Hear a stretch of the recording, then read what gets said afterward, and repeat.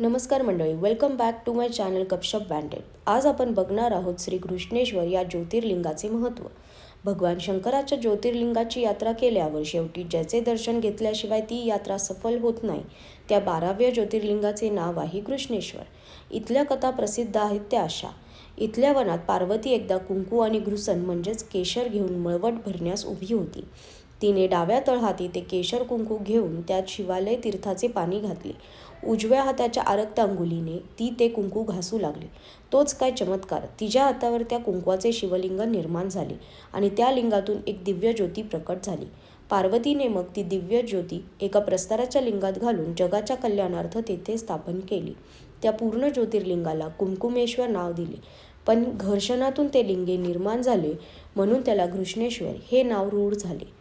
दुसरी कथा अशी आहे की वेरूळ येथील सुधर्मा नावाच्या गृहस्थाला सुदेह आणि घृष्णा अशा 2 बायका होत्या. घृष्णा ही महान शिवभक्त होती. ती रोज मातीची 101 लिंगे करून त्याची पूजा करी आणि नंतर ती पार्थिव लिंगे अल्पसरोवरात विसर्जन करी. शंकराच्या कृपेने तिला एक सुरेख पुत्र प्राप्त झाला. पण सवती मत्सराने सुदेहेने एका रात्री तो पुत्र मारून त्याचे तुकडे त्या अल्पसरोवरात टाकले.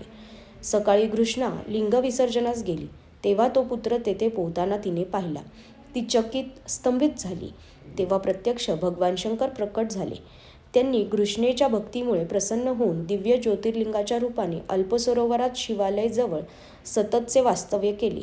त्या घृष्णेच्या नावावरून त्यास घृष्णेश्वर हे नाव पडले. तुम्ही जाऊन आला आहात का घृष्णेश्वर या ज्योतिर्लिंगाला? तुमचा अनुभव कसा होता मला कमेंट्समध्ये नक्कीच सांगा. तोपर्यंत हर हर महादेव.